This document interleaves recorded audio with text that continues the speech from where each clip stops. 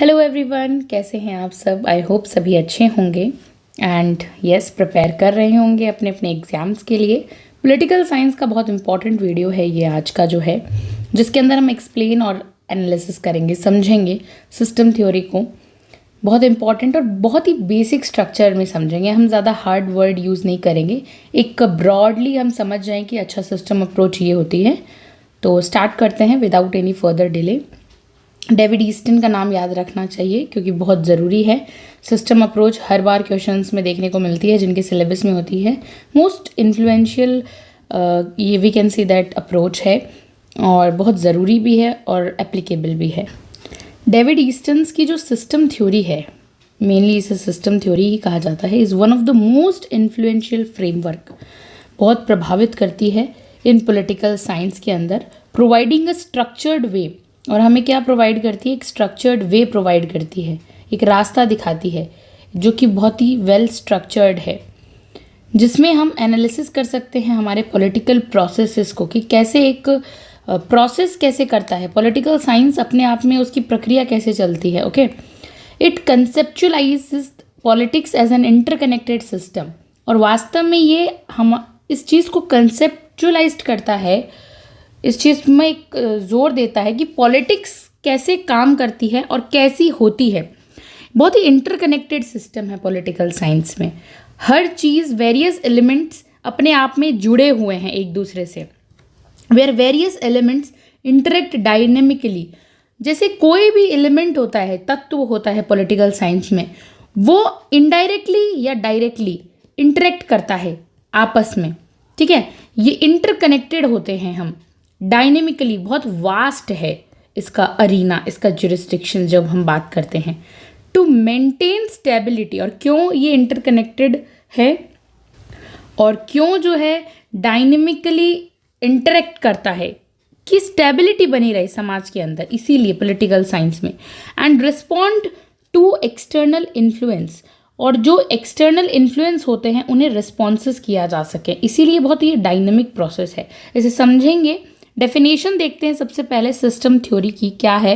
David Easton defined a political system, यानी राजनीतिक system जो भी होता है उसको कैसे डिफाइन करते हैं डेविड ईस्टन, कि the interaction through which values, ऐसा इंटरेक्शन, यानी इंटरेक्शन क्या होता है जब भी हम बात करते हैं अंदर के क्रियाएं जो होती है, अंतर क्रियाएं जिन्हें हम कहते हैं, ऐसे एक्शंस जो इंटरेक्शंस होते हैं जिसके माध्यम से समाज के लिए यानी सोसाइटी के लिए जो वैल्यूज़ होते हैं, जो मूल्य होते हैं, वो एक तरीके से अथॉरिटेटिवली यानी अधिकारक पूर्व उस पर उसका अधिकार है, उस तरह से उसको बांटा जाता है, अलोकेट किया जाता है वैल्यूज़ को।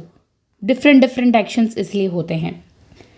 तो इजी लैंग्वेज में हम समझते हैं इस डेफिनेशन का मतलब कि द थ्योरी सीज, और ये जो थ्योरी है हम देखते हैं ये राजनीति को यानी पॉलिटिक्स को एक ऐसी व्यवस्था मानती है, यानी as a system that converts inputs, यानी जो इनपुट्स होते हैं, इनपुट में क्या आएंगे याद रखेंगे, डीएनएस, डिमांड एंड सपोर्ट। जब भी इनपुट की बात आती है हम बाद में समझेंगे क्या होता है डिमांड और सपोर्ट, अभी हम याद रखेंगे इनपुट जहाँ आ गया वहाँ डिमांड और सपोर्ट साथ में चलेगा। तो ये जो पॉलिटिकल सिस्टम है, ये सिस्टम थ्योरी बात करती है कि कैसे इनपुट जो होते हैं वो आउटपुट में कन्वर्ट होते हैं, यानी डिमांड और सपोर्ट पॉलिसी और डिसीजन में कन्वर्ट होती है। पॉलिटिक्स यही देखता है। ठीक है, सिस्टम थ्योरी इज डेराइव्ड। अब हम एक बार नॉर्मली हमने समझ लिया है, इसे डिटेल्ड में पहले समझेंगे, उससे पहले देखते हैं कहाँ से आई है ये theory. System theory is derived from general system theory. ये जनरल सिस्टम थ्योरी से आई है और जनरल सिस्टम थ्योरी को डेवलप किया था लुडविग वॉन बेटलैफी ने, which views any system as a complex set of interdependent parts. जो मानते थे, उनका जो व्यूज था वो क्या था, वो ये कहते थे कि जो किसी भी सिस्टम को अपने आप में like we can say that, इनका जो इस थ्योरी का जो व्यू है वो कैसा व्यू है वो देखना है। वो है कि कोई भी जैसे कि सिस्टम है वो कॉम्प्लेक्स तो होता ही है। कोई भी हम सिस्टम देख लेते हैं, जब वो कॉम्प्लेक्स होता है तो उसमें क्या देखा जाता है कि वो एक दूसरे पर इंटरडिपेंड होते हैं, उसके जो सेट होते हैं, ठीक है, एक दूसरे पर इंटरडिपेंडेंट होते हैं, इसीलिए तो वो प्रोसेस बहुत कॉम्प्लेक्स हो जाता है। तो इसको समझते हैं। ईस्टर्न्स अप्लाइड दिस फ्रेमवर्क। अब ईस्टर्न ने यहाँ से ये जनरल सिस्टम थ्योरी से सिस्टम थ्योरी उठाई और अप्लाइड किया इस फ्रेमवर्क को टू पॉलिटिकल साइंस के अंदर, ताकि emphasising how a political system, जैसे कि पॉलिटिकल सिस्टम है कि कैसे एक पॉलिटिकल सिस्टम सर्वाइव कर सकता है, adapts to changes while maintaining order, अपने ऑर्डर को मेंटेन करते हुए सर्वाइव करे, अडेप्ट करे चेंजेस को, समाज में आ रहे सभी चेंजेस को साथ में, जिसको कहते हैं ना, अपनाए, और फिर समाज के अंदर ऑर्डर को भी मेंटेन रखे। इस चीज़ की बात करता है कि कैसे एम्फसाइज करता है पॉलिटिकल सिस्टम, इसीलिए थ्योरी ली गई है, क्योंकि हमारा समाज आज एक बहुत कॉम्प्लेक्स समाज बन चुका है। डिफरेंट सेट है यहाँ पे। अब हर एक सेट जो है वो एक दूसरे पर इंटरडिपेंडेंट है, उसके पार्ट्स जो है, तो वो और जटिल होता जा रहा है और बहुत ज़्यादा। तो यहाँ पर सिस्टम थ्योरी अप्लाइड करने का मतलब है कि कैसे पॉलिटिकल सिस्टम सर्वाइव करेगा इतनी जटिलताओं में, कैसे ये चेंजेस आ रहे हैं उन बढ़ते चेंजेस को अडॉप्ट करेगा और समाज के अंदर मेंटेन कर पाएगा लॉ एंड ऑर्डर को। ठीक है, अब की एलिमेंट्स ऑफ ईस्टर्न्स की थ्योरी के देखते हैं। सबसे पहले यहाँ पर कि ईस्टर्न्स model is build around the following core elements. इनके कुछ इंपॉर्टेंट यहाँ पे एलिमेंट्स, उसी के अराउंड उसका जो थ्योरी है वो मॉडल हम बाद में डायग्राम से समझते हैं। ईस्टर्न्स model is build around the following core. सबसे पहले इनपुट आता है। देखिए इनपुट क्या होता है ये समझते हैं। Input consist of demands. मैंने पहले कहा था जहाँ इनपुट आए वहाँ डिमांड और सपोर्ट की बात करेंगे। डिमांड में क्या क्या आ जाते हैं। अब डिमांड क्या होती है कि आप अपने घर में अपने पापा मम्मी से कुछ डिमांड करते हैं कि आपको एक आईफोन चाहिए, आपको कोई टीवी चाहिए, तो आपकी ये डिमांड होगी। ठीक है, तो ये डिमांड है, तो यानी आपकी एक्सपेक्टेशंस है अपने मम्मी पापा से, ठीक है, हाँ, कि हमें ये फ़ोन मिल जाए, हमें टीवी मिल जाए, तो यहाँ आशाएं हैं आपसे। तो वैसे ही गवर्नमेंट से हमारी पब्लिक की क्या आशाएं होती है कि हमारे लिए बहुत अच्छा काम करे, हम हमारी पॉलिसीज़ बनाए, हमारे लिए बहुत अच्छे अच्छे इंफ्रास्ट्रक्चर डेवलप करे। तो ये पब्लिक की जो एक्सपेक्टेशन है ये डिमांड में आती है। तो डिमांड में क्या क्या आएगा कि भाई सरकार से लोग क्या क्या डिमांड रखते हैं कि पब्लिक एक्सपेक्टेशंस आती है। ग्रीवियंसेस, कुछ ऐसा है कि पब्लिक को समझ में नहीं आ रहा है, उसकी कुछ ऐसी चीज़ें हैं, फिर सरकार उसे समझाए तो उसके कुछ ग्रीवियंसेस हैं, उसके कुछ क्वेश्चन मार्क्स हैं जो पब्लिक को समझ में नहीं आ रहे हैं।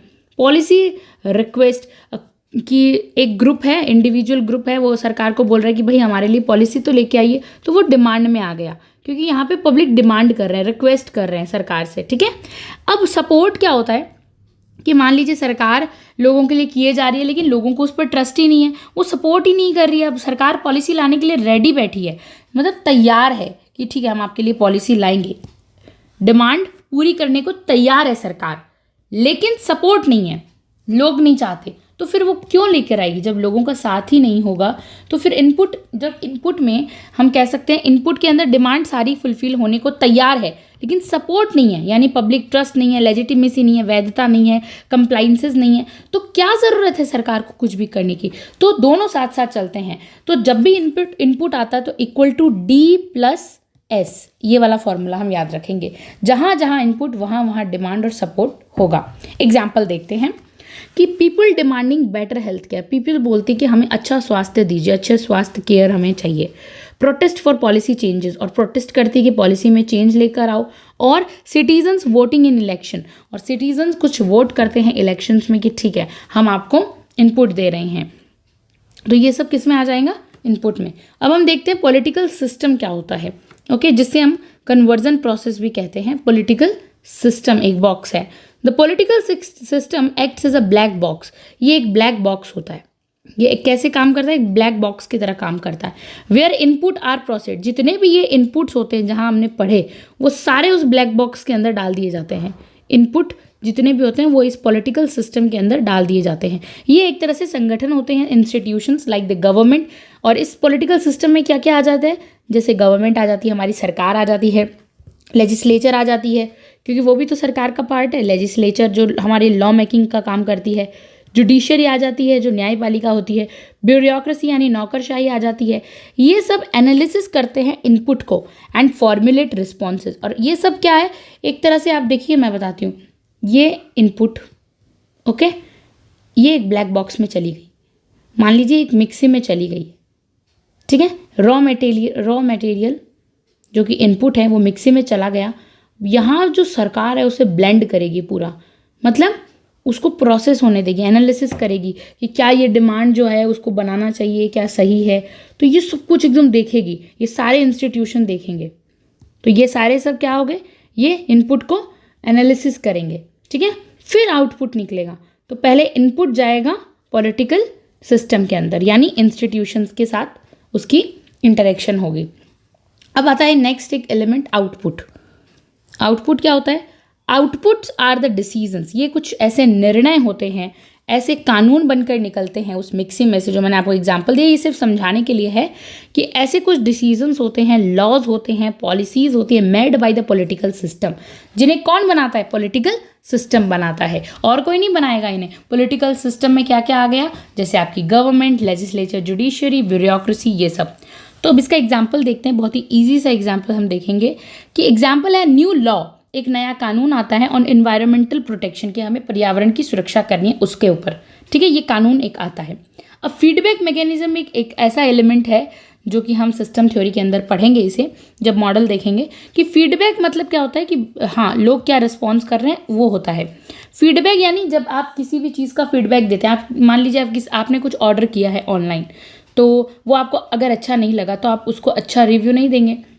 वैसे ही आपको जो पॉलिसी बनकर आई है, इस प्रोसेस के बाद, आउटपुट के बाद फीडबैक आता है, तो क्या होता है, आपको अच्छी नहीं लगी वो पॉलिसी तो आप फीडबैक देंगे, ठीक है। तो इसे फीडबैक मैकेनिज्म कहते हैं।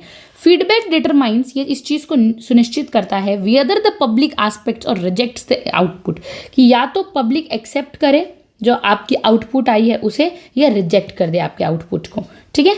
इफ सिटीजन्स यानी नागरिक, अगर नागरिक आर डिससेटिस्फाइड, अगर जितने भी आपके नागरिक हैं वो डिससेटिस्फाइड है, यानी कि संतुष्ट नहीं है आपके आउटपुट से, ठीक है, जो पॉलिटिकल सिस्टम ने हमें आउटपुट दिया उससे संतुष्ट नहीं है, तो दे जनरेट न्यू डिमांड्स। अब वो फिर से नई डिमांड ला सकते हैं कि नहीं हमें इस तरह से बनाइए, फिर से डिमांड जनरेट करेंगे, लीडिंग टू पॉलिसी एडजस्टमेंट, या कहेंगे कि आप पॉलिसी को एडजस्ट कीजिए, जो आपने आउटपुट बनाया है उसमें कुछ चेंजेस कीजिए, अमेंडमेंट कीजिए, तो इस चीज़ को एडजस्ट कीजिए, वरना हम इसमें सर्वाइव नहीं करेंगे। या तो आप अच्छे से उसे डिमांड को जो है जनरेट, या तो वो लोग नई डिमांड लेकर आएंगे जो पीपल होते हैं, पब्लिक लोग, या फिर पॉलिसी को एडजस्ट करने का कहेंगे, ठीक है। फिर एक आता है इंपॉर्टेंट एलिमेंट जिसे हम अच्छे से सिस्टम थ्योरी समझेंगे, वो है एनवायरनमेंट यानी पर्यावरण। The political system operates with in a larger environment. Political system जो होता है ना, कोई भी पॉलिटिकल सिस्टम हो, वो कहाँ ऑपरेट हो सकता है? बड़ा इन्वायरमेंट चाहिए, छोटे से एक नॉर्मल सा है उसमें क्या ही आप पॉलिसी बनाएंगे, डिमांड आउटपुट लेकर आए, कुछ नहीं, आपको बड़ा सा जटिल प्रक्रिया चाहिए। तो कोई भी इन्वायरमेंट बड़ा होगा तभी तो हम पॉलिसीज़ बनाएंगे, कुछ लेकर आएंगे, कुछ सिस्टम थ्योरी बनाएंगे, पॉलिटिकल साइंस कुछ होगा, है ना। तो पॉलिटिकल सिस्टम कहाँ क्रिएट होता है, ऑपरेट कहाँ होता है? एक लार्ज इन्वायरमेंट, उसके लिए बड़ा इन्वायरमेंट चाहिए दैट इंक्लूड्स, जो अपने साथ क्या क्या इंक्लूड करता हो, इकोनॉमिक कंडीशंस होनी चाहिए, आर्थिक उसकी व्यवस्थाएं होनी चाहिए, सोशल नॉर्म्स होने चाहिए, लोग होने चाहिए, इंटरनेशनल इन्फ्लुएंस भी थोड़ा बहुत देखने को मिले, और हिस्टोरिकल कंटेक्स्ट भी हो, उसकी कुछ पीछे की हिस्ट्री भी हो। तो ये सब इन्वायरमेंट होता है। चेंजेस इन द इन्वायरमेंट, यानी अब हमें इन्वायरमेंट में कुछ चेंजेस करने हैं, लाइक फाइनेंशियल क्राइसिस आ जाती है, वार आ जाते हैं, तो इम्पैक्ट करते हैं ये सब हमारे सिस्टम की स्टेबिलिटी को। फिर हमारा जो इन्वायरमेंट है वो गड़बड़ा जाता है। हम कहते हैं ना कि हमारा इन्वायरमेंट अभी थोड़ा गड़बड़ाया हुआ है किसी भी देश में क्राइसिस आने के बाद। नाउ हम एक बहुत इंपॉर्टेंट डायग्राम जो हम एग्जाम में भी बना के आएंगे, structure and diagram of eastern political theory, बहुत फेमस है, बहुत इंपॉर्टेंट है। तो समझते हैं क्या ये रिप्रेजेंट करता है।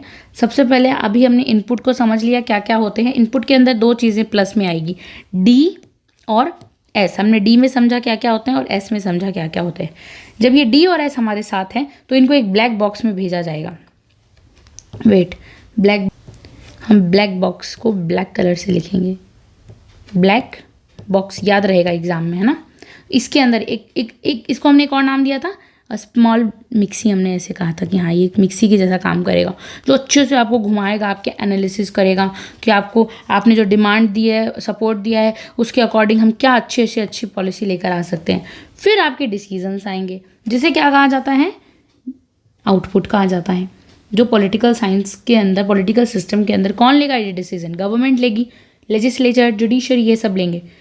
लेकिन अब आपके पास आउटपुट आ गया, अब यहाँ के कुछ लोग हैं, मान लीजिए जनता है, ठीक है, अब वो देखेगी आपके पास जो आउटपुट आया है, आपको जो आउटपुट मिला है, ठीक है, क्या वो आपके लिए बेनिफिशियल है इन लोगों के लिए, तो ये अपने आप में डिस्कस करेंगे, फिर ये फीडबैक देंगे। अगर इनको अच्छा नहीं लगा तो ये क्या डिमांड करेंगे, फिर से न्यू डिमांड रखेंगे, न्यू, कि भाई हमारे लिए तो फिर से इसको मिक्सिंग, तो ये कंटिन्यूस प्रोसेस चलता रहता है, ऐसे साइकिल चलती रहती है। ओके, अब हम यहाँ से समझते हैं और भी इजी तरीके से। इनपुट के अंदर क्या क्या आ जाएगा, डिमांड सपोर्ट आ जाएगी जो सोसाइटी देगी, क्योंकि डिमांड और सपोर्ट तो सोसाइटी से ही आएगा। अब देखिए पॉलिटिकल सिस्टम क्या होता है, इसके बाद एक ब्लैक बॉक्स पॉलिटिकल सिस्टम जिसमें गवर्नमेंट, लेजिस्लेचर, ब्यूरोक्रेसी रहेगी। फिर आउटपुट क्या होता है, अब आउटपुट नेक्स्ट स्टेप है आपका, जिसमें लॉज, पॉलिसीज, डिसीजन, एक्शंस निकल कर आते हैं। इसका फीडबैक लिया जाता है कि क्या आपको लॉज अच्छे लगे, क्या आपको पॉलिसीज अच्छी लगी, डिसीजंस पे आप एग्री हो, एक्शंस ठीक हैं, नहीं है तो फिर से रिएक्शन फ्रॉम सोसाइटी। ये फीडबैक कहाँ से आएगा, सोसाइटी से, अफेक्टिंग फ्यूचर इनपुट्स, और यही चीज़ फ्यूचर के इनपुट्स को अफेक्ट करता है कि फ्यूचर के इनपुट कैसे होंगे। अगर पॉलिसी अच्छी है तो फ्यूचर में इनपुट्स और अलग तरीके की डिमांड्स आएंगी, नहीं तो उसी पर आती जाएगी अलग अलग तरीके से।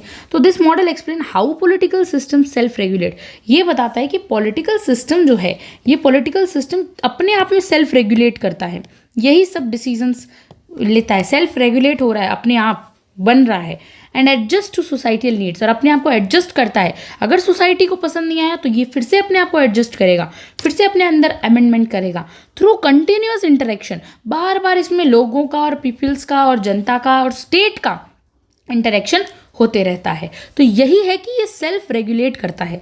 ठीक है, इंपॉर्टेंट ईयर्स एंड बुक्स देखते हैं। डेविड ईस्टन की बहुत इंपॉर्टेंट है, एग्जाम्स में भी पूछ ली जाती है।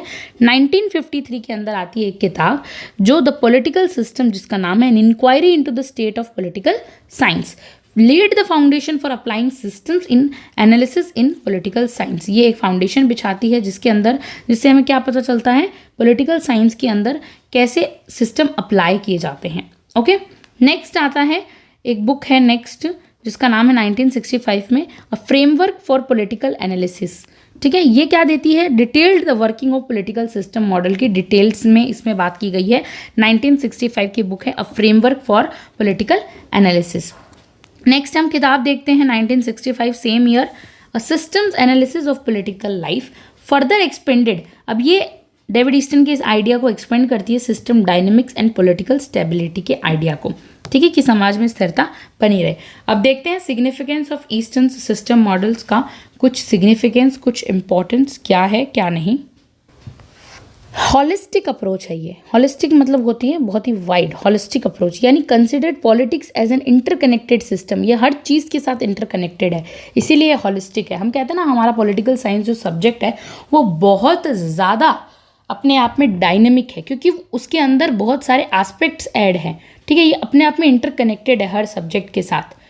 तो सिस्टम इसीलिए बहुत ज़्यादा हॉलिस्टिक अप्रोच मानी जाती है। Making it easier to study state functions, और इसके कारण हम स्टेट के फंक्शंस को भी ईजिली स्टडी कर सकते हैं। अडेप्टिव मैकेनिज्म क्या होता है, तुरंत अपनाने की प्रक्रिया होनी चाहिए कि जैसा सोसाइटी बोल रही है वैसा हम एडेप्ट कर लें। Like explain how political system, जितने भी पॉलिटिकल सिस्टम होते हैं वो कैसे एडेप्ट करते हैं क्राइसिस को। मान लीजिए अचानक से कोई दुर्घटना हो गई या फिर क्राइसिस आ गई, कोई ऐसी खतरनाक सिचुएशन हो गई जिसमें आप पॉलिटिकल सिस्टम को अपने आप को एडप्ट करना है, तो कैसे करेगा, इंश्योरिंग कंटिन्यूटी बनी भी रहे और पॉलिटिकल सिस्टम अडेप्टिव मैकेनिज्म को अपनाते हुए वैसे ही अपनी पॉलिसी को चेंज कर ले। फिर आता है एम्फेसिस ऑन फीडबैक, यानी अब किस पर जोर दिया जाता है, फीडबैक पे जोर दिया जाता है। Highlights the importance of public responses in shaping policies, यानी कि इस चीज़ को हाईलाइट किया जाता है। पॉलिटिकल साइंस में पॉलिटिकल सिस्टम का यही काम है कि बस उस पर जोर दो कि लोग क्या आपके आउटपुट से खुश हैं। आपने तो आउटपुट बना के एनालिसिस करके ब्लेंड करके एक डिसीजन दे दिया, लेकिन फीडबैक पे जोर दिया जाना चाहिए। ठीक है, कि लोगों का रिस्पॉन्स कैसा आ रहा है। Highlights the importance of public खुश है कि नहीं खुश है, इस पर जोर दिया जाता है। यूनिवर्सलिटी का मतलब होता है कि हम कहते हैं ना सार्वभौमिकता, यानी क्या ये एक माने एक कंट्री ने दिया तो क्या एक ही स्टेट पर एप्लीकेबल है या सब जगह एप्लीकेबल है, आपके सारे स्टेट पे लागू हो रहा है, इसको कहते हैं यूनिवर्सलिटी। कैन बी अप्लाइड, कहीं पे भी अप्लाई किया जा सकता है to different types of political systems के अंदर, from democracies to authoritarian regimes. जहाँ पर जिस कंट्री के अंदर डेमोक्रेसी है वहाँ पे भी आपका ये सिस्टम अप्लाई होना चाहिए, और जहाँ अथॉरिटेरियन है, अराजकतावाद है, वहाँ पर भी आपका ये सिस्टम अप्लाई होना चाहिए। तब तो ये क्या कहलाएगा, सार्वभौमिक, अदरवाइज नहीं कहलाएगा। अब कुछ क्रिटिसिज्म देखते हैं।